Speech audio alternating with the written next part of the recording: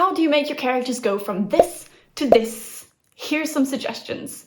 Now, these are not rules, these are not laws, these are things that work for me, and maybe they'll work for you. A character's life does not begin on page 1. Your characters lived before the beginning of the book, and unless they die at the end, they're going to live beyond the pages of your book. But your story starts where it does for a reason. Backstory is there for you to get to know your character. It's not your story. That being said, you don't need to know everything about their backstory. You just need to know the highlights. For example, what's the family structure like? What kind of learning have they had? And more important, how has this shaped them to be who they are? Think about the effect someone's past has on how they present today. If they're the youngest in the family, are they used to getting their way because they used to always be doted on? Or maybe are they used to playing alone because all of their siblings were significantly older than them? Highlights.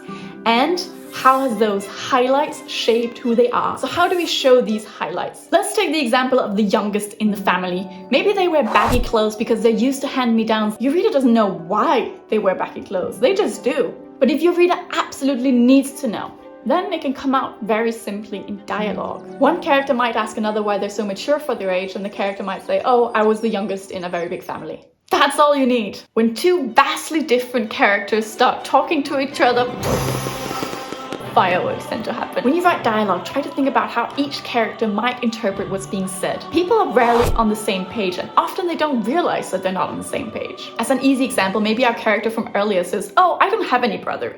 And what the other person hears is, "I don't have any siblings," but what they really mean is, "I have 9 sisters, just no brothers." Something else to consider is that maybe who your character is on the inside is not how they come across to others. Maybe on the inside they're Smeagol, but everyone sees them as Gollum. Sometimes it can take a long time to find a character's voice, just like it can take a long time to make a new friend. Another trick I use to get to know my characters at an earlier stage is what I call the Glasses Tic, because this is how I usually describe it. Let's say that your character wears glasses. This already adds visualization to them. There are many ways to adjust and clean glasses, and each one is going to tell us something very different about your character. Now, glasses is just one example. Maybe you have a character who can't sit still, they're constantly bobbing their leg and they can't stop. By describing these kinds of small habits or tics, you're adding something to your characters. Your characters just gained, well, character. How do you think of tics and habits like this?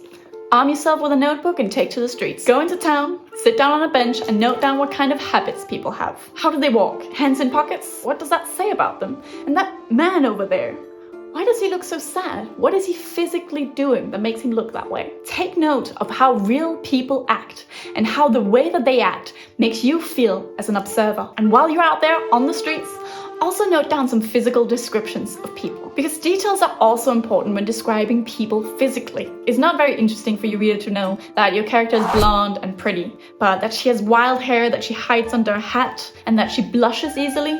Now that's interesting, because that tells us more than just how she looks. It tells us who she is. Specificity is key. Choose 1 or 2 traits and remember them. Remind us from time to time. Not all the time, but once or twice in the text when it becomes relevant. Relevant? But how do I do that? A popular trope is to make a character look at themselves in the mirror and describe every small detail that they see. But this is not the only way to go about it. Another way to describe your character is to do so through the eyes of other characters. Like in Harry Potter, where everyone who meets Harry says, "Oh, Harry, you have your mother's eyes." Does everyone comment on the smell when your character comes near or wrinkle their noses? And how does that make your character feel? Do girls bat their eyes at him because he's oh so handsome, but then when he speaks they recoil because of what he says? Or are other people intimidated by them? There are many options. Let's say that we have a character who blushes easily and who has wild hair that they hide under their hat. This doesn't just describe them physically.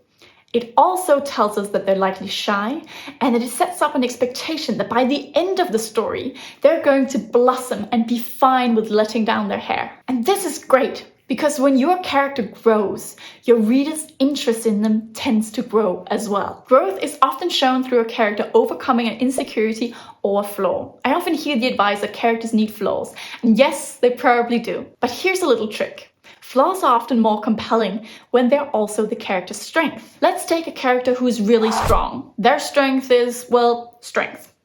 But the flaw is that they're too strong. When they try to open a jar, instead of unscrewing the top, they end up breaking the glass. They break everything that's even slightly fragile, and this is probably a major problem in their life. How they react to these situations is also going to tell us a lot about them. Are they going to get angry that they ruined the jar? Are they going to get sad and sulk the whole day? Or are they going to be completely unapologetic even though it wasn't even their jar of marmalade, just because they're so used to breaking everything? So our character is a warrior and he's super strong. Seen it 100 times before. But he also likes to knit, you say? Now, that's interesting. Unexpected revelations is what makes characters go from cardboard cutouts to 3D figures. When I started to read The Wheel of Time, I was really surprised a few chapters in when Rand sits down to read.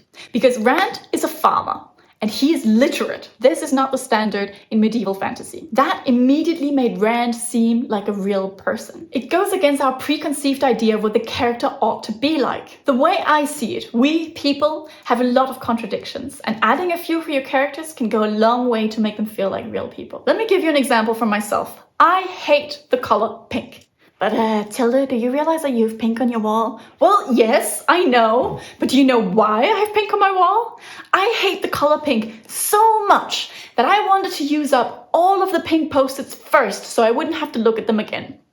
Now they've been stuck on my wall for 3 years. And yes, I could replace them with different colors, but that seems like such a waste to me. They're perfectly fine post-its. So I'm stuck with them until they fall off. Keep going.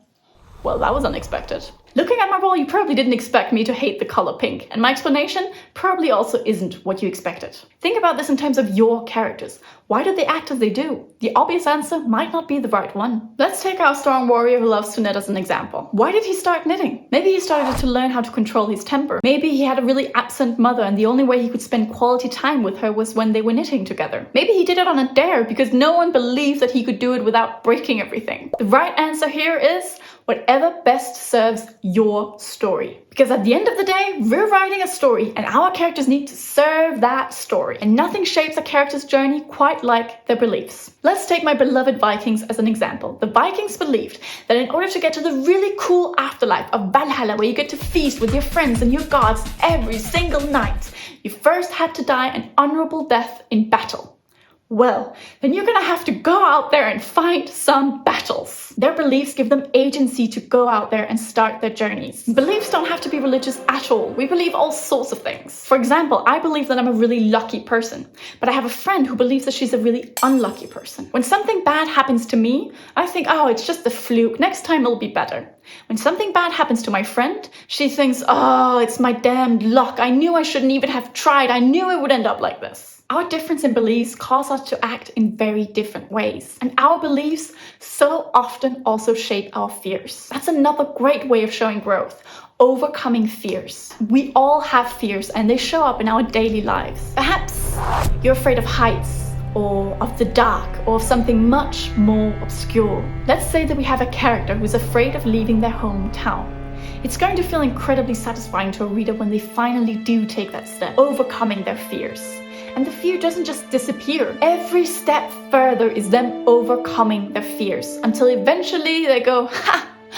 Well, I didn't fall into a sinkhole the last 10,000 steps, so this one should be fine too. And we all know that's exactly when they're going to fall into that sinkhole. Fears can also spark something else.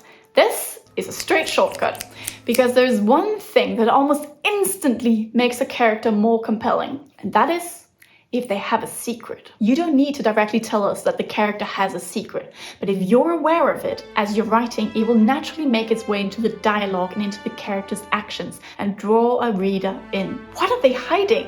Why? Having a character with a secret is a good way to make readers pay attention to them. Mysteries are so very hard to resist. A character with a secret often acts mysteriously, or they act in a way that makes us feel like something is just slightly off about them. And this makes us pay much closer attention. Just make sure that when the secret is revealed, it doesn't take away from their mystery. Now, we're mainly talking main characters here, right? How about minor ones? My advice is to give your minor characters a few things. Give them a name, first of all, give them a thing that they're good at, and give them a flaw. In Northern Wrath, I had a minor character called Ger. Ger didn't like to bathe, and he didn't realize how poorly he smelled to everyone else.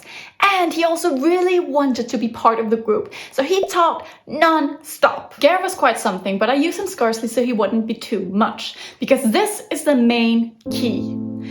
Balance is everything. Once your character has too many quirks, the scales start to tip and they start to feel too much to be real. But give them only one thing and they start to feel one-dimensional and wooden. If 3 of your characters all have big secrets, readers are going to see right through this. What ends up happening is not that all 3 of them are interesting, but that they end up becoming boring because it becomes repetitive. Pick and choose, mismatch. That's my advice. Because the best characters, like the best people, are a mixture of different things. Remember, these are not rules, these are not laws, these are things that work for me and maybe they'll work for you. If you want more writing tips, it's up here. If you want to learn about Vikings, it's down here.